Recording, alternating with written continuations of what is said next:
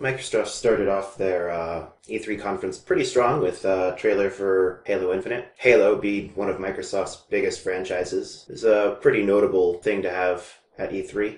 And then afterwards that, they went on to talk about how many games they had brought to E3. Curated a bold showcase of their best work, and ours. 50 games. 18 titles with exclusivity. And 15 world premieres. So what instead I will do is I will edit the content and just give my opinion. So my videos will be somewhat shorter than the actual conferences because I will edit out large portions of the conferences that just don't matter to me. I'll probably talk about every single game that's mentioned. When Microsoft said that they had brought 50 games to E3, I was really worried about how I was going to get this video done, just because the sheer amount of editing that would require. But luckily enough for me, they didn't really bring 50 games to E3. By my count, they only brought 30 that they actually talked about. The majority of their video games were in this video game montage where they just kind of showed 2 or 3 seconds of gameplay per game, and they didn't even talk about the game at all. So I'm not counting that. I'm not talking about those games because I don't have anything to talk about. They didn't tell me anything about them. So the first game they talked about was Ori and the Will of the Wisps, which Ori and the Blind Forest was a great game. The trailers for Ori and the Will of the Wisps look great. I plan to pick it up basically as soon as it comes out. Seeing as that game is coming out next year, I really should finish playing Ori sometime this year. So Ori and the Blind Forest probably going to get a playthrough on my channel pretty soon. Then From Software announced Sekiro, I think it's pronounced. That game looks pretty interesting. It's a From Software game, so I expect it to be extremely difficult. The combat looks pretty decent. I'm sure tons of people are just going to get completely destroyed by it because it's probably a brutally hard game, but it looks pretty good. After that, they had Fallout 76, which was weird because just a couple hours after Microsoft's conference is the Bethesda conference, and I thought Bethesda would save that trailer for their own conference, so it was really weird that they showed it during the Microsoft one. After Fallout 76, they showed The Awesome Adventures of Captain Spirit, which is a game that supposedly takes place in the same world space as Life is Strange, I think, is what they said. The game's notable in that it's kind of cute looking, in that it's just some kid and their, imagination. And then it's kind of got implications of there's a slightly darker subplot going on with the kid's mom. They announced that the game would be completely free, so free games are cool, though I'm always a little bit skeptical about them because usually a free game isn't really free. Somebody's paying for it somewhere, and the question is why and how.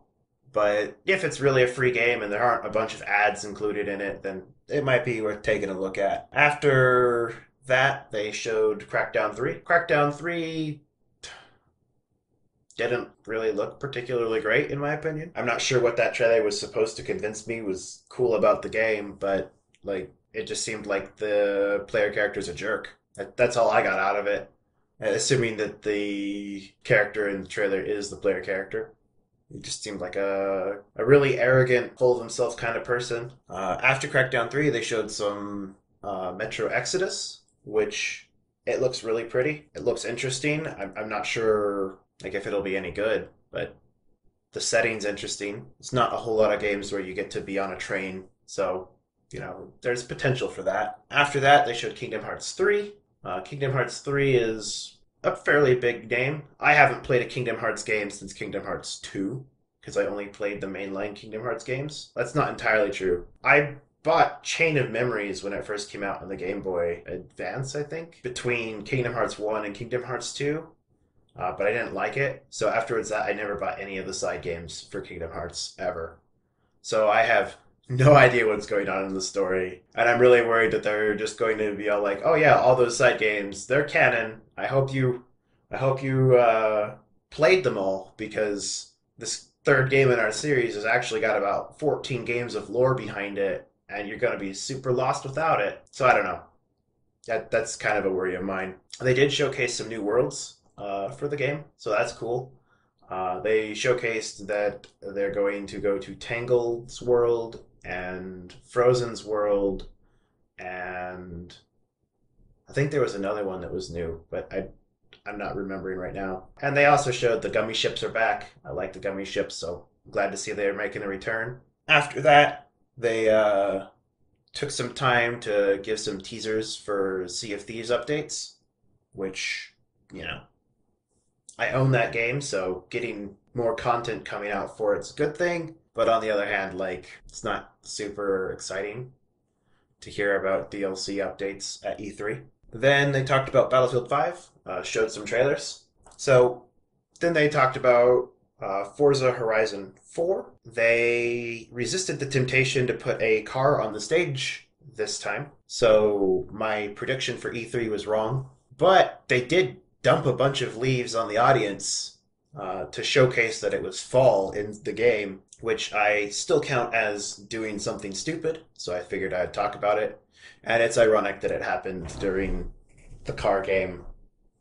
Very, very close on my prediction for E3. Let's see. Then they took a break from games to talk about how they just bought a bunch of new game studios, which, I mean, that's cool.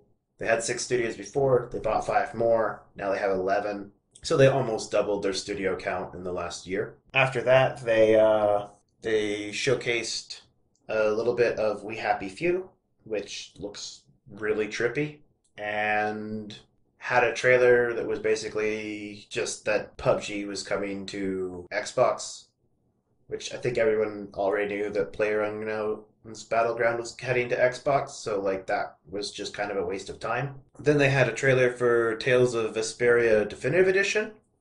I haven't played a whole lot of the Tales of games. I know that they're very popular, so I'm sure there are a lot of people who are looking forward to that, but like I've just never really played any of them. Then they had Tom Clancy's The Division 2, and they had a pretty good section of gameplay for that.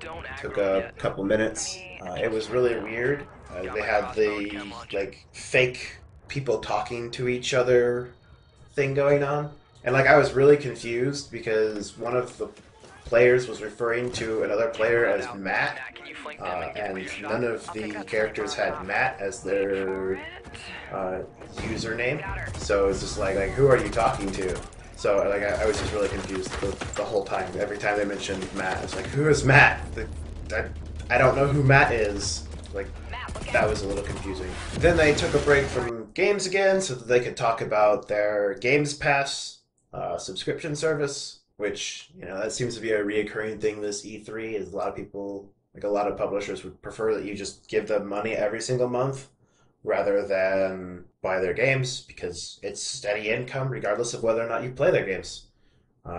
If your entire library is tied to a subscription service, you can't back away from your subscription service or you lose all of your games. So you know, it's more steady income. So it's not that surprising that they're leaning heavily into that. But Microsoft kind of has a better offering than EA does in that they have like third-party games in their program. So that's a huge advantage for them. I think I saw The Elder Scrolls Online is part of the Games Pass. So like getting an MMO that you would normally have to pay a subscription to play anyway as part of your subscription model thing is just like a huge step towards making it worth purchasing. Because then anybody who plays that MMO will be like, wait, which one of these subscription services is cheaper? You know, if I can get if I could do a pay to play MMO for $15 a month, or I could pay $10 a month to get access to an entire library of games plus access to that $15 a month game, then like I know I would prefer to pay $10 a month. So that's the real thing. They really just need to get like, wow, if they could get World of Warcraft on their service, then they'll be really set. Uh, I didn't think about that when I was doing my rant about it on the other video. But like, yeah, there are some games that people already pay a subscription for. So if you can get a bunch of those under one banner, and it's just one subscription for all of them, and it's not like super expensive, that could totally work. Then they had a montage video where they showcased a whole bunch of games for like 2 or 3 seconds each. They never mentioned the names of any of them. They never talked about any of them. That's basically how they filled out their, statistics so they could say they brought 50 games to to E3, because they really didn't. After that, there was a trailer for Shadow of the Tomb Raider. I haven't really played any Tomb Raider games, so like I'm not super excited about that, but it is a big series, and I'm sure that lots of other people are excited for Shadow of the Tomb Raider. So, that was it's a pretty decent game to reveal. Then they had the really confusing trailer for a game that was apparently called Session. They didn't say anything about the game, and the only thing that was ever showcased in the trailer was like a dude skateboarding. So I'm assuming it's a skateboarding game. But it could very well be some other game that you just can use a skateboard in. Like, they didn't say anything about it, so I really don't know. After that, they had a trailer for Black Desert Online coming to Xbox. But, Black Desert's been on PC for like years now, so that's not a new game. And then afterwards that, they had a trailer for Devil May Cry 5, which that's a pretty big deal. I've never played any Devil May Cry games because they came out when I was like in elementary school, and there's no way my mom would let me play an M-rated game called Devil May Cry back then. I was way too young for those games when they came out, and I just never really cared enough to go back and play them anyway. But I'm sure that there are lots of fans of the series that are super excited that it's finally getting a sequel after Devil May Cry 4. It's been years since a Devil May Cry game has come out, so good for them. Then they had a trailer that revealed that there is, I'm assuming, a sequel game for Cuphead coming out. It could be a DLC. It's not really clear, but Cuphead in The Delicious Last Course is supposedly coming out, and it's coming out sometime next year and has an additional playable character in it. So that's cool. Then they showed off a game called Tunic, which looks like a very heavily inspired by Zelda game where you play as a fox who wears a tunic and has a sword, and it's just like really polygonal graphics, 3D game. It looks really cute. I might pick it up when it comes out, but it's not coming out anytime soon, as far as I can tell. I looked into it on Steam, and it says it's due out in like 2019, so I don't think it's coming out this year. Then they showcased they had a trailer for Jump Force, which looks like a fighting game for characters from Shonen Jump, which I'm sure that there's a huge appeal for that. There's probably going to be a ton of people who want that game, though, that's basically the case for any fighting game that's a crossover game. People always like to how would this guy do against this other character from a different series? Crossover fighting games they come with their own niche. After that, they showed some footage from Dying Light 2 and talked about it for a bit. It looks okay, I guess.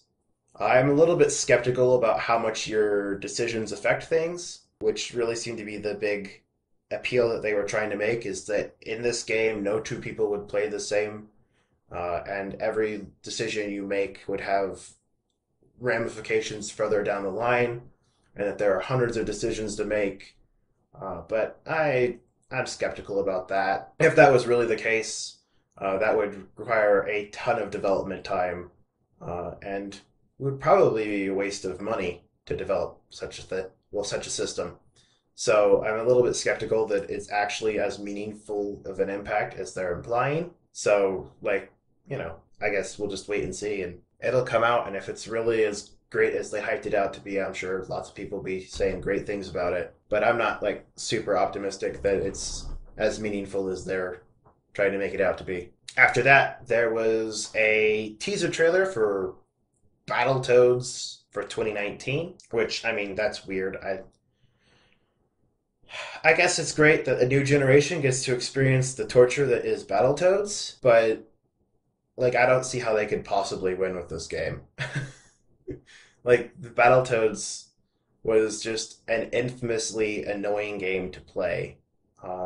It was unfair in its difficulty. So if they make it fair, then everybody who's a fan of the original will be upset, because how dare they disgrace what Battletoads is all about. Battletoads is about being completely destroyed by something coming from off screen when you don't have time to react or whatever. You're supposed to freaking memorize the entire game. That's how you beat Battletoads. But if they don't make it fair, then all the new players are like, what is this? Why is this game so busted?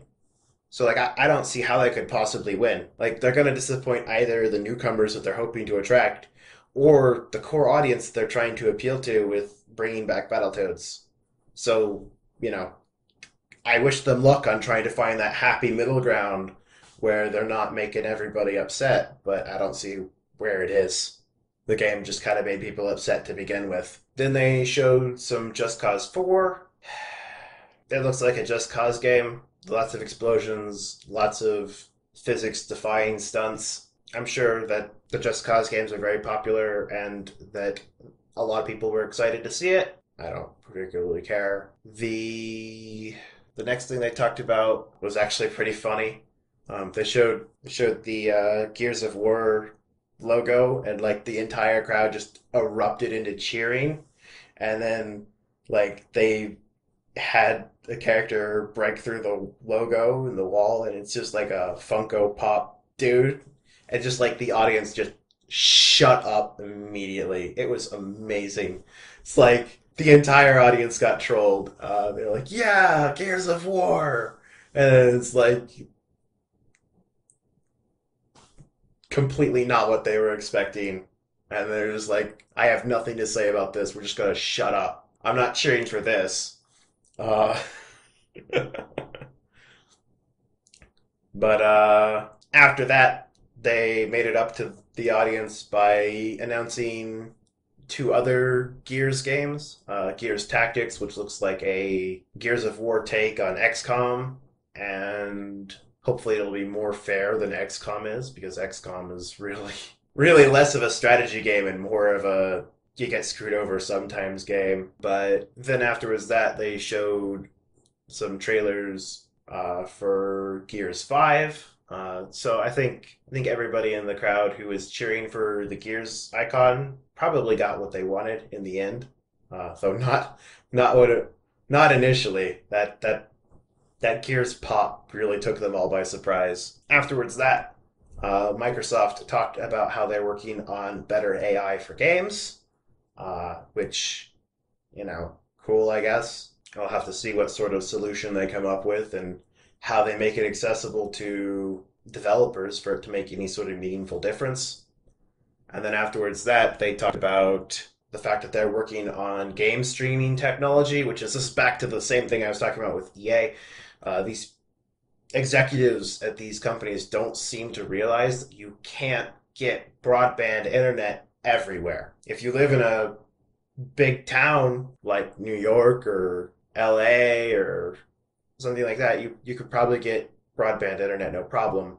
But there are a lot of places where broadband internet is not available, and you will not be able to stream a game to a device over a dial-up connection. So, and in some places the internet's just not available at all. Like that's totally a thing. So like I guess it's kind of convenient for people who just need even more luxury in their life, but it's definitely not the answer everyone's looking for. And then they talked about the fact that they were deep into R&D on their next console and shared absolutely no details about it. So, whatever. I suspect we'll probably hear about it next E3 or the E3 after that. And then after that, they pretended to end their conference and interrupted it with the trailer for Cyberpunk 2077. And that wasn't what I was expecting. Though, I mean, admittedly, I didn't really have a whole lot to go off of for the game, because, like, prior to that, there had just been, like, a couple of teaser trailers for it. But, having seen the world space a little bit in this trailer, like, it looks depressing.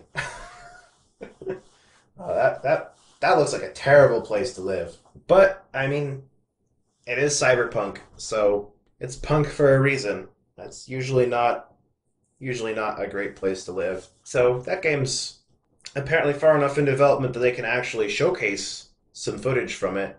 though I don't know if we saw anything that was gameplay, at least not in like a meaningful way. There was no like long stretch of gameplay to like see how the frame rates hold up and stuff like that. So like who knows how far out that game is. It's probably not coming this year. They didn't give a release date for it. So maybe next year or the year after for that. But having seen a actual trailer for it with an actual setting and just the sheer amount of assets that would be required to make that trailer, I think it's fairly safe to say that it's pretty far into development and we're not going to have to wait until 2077 to get it. So there's that. And that was the Microsoft conference. So I will see you all for the Bethesda conference.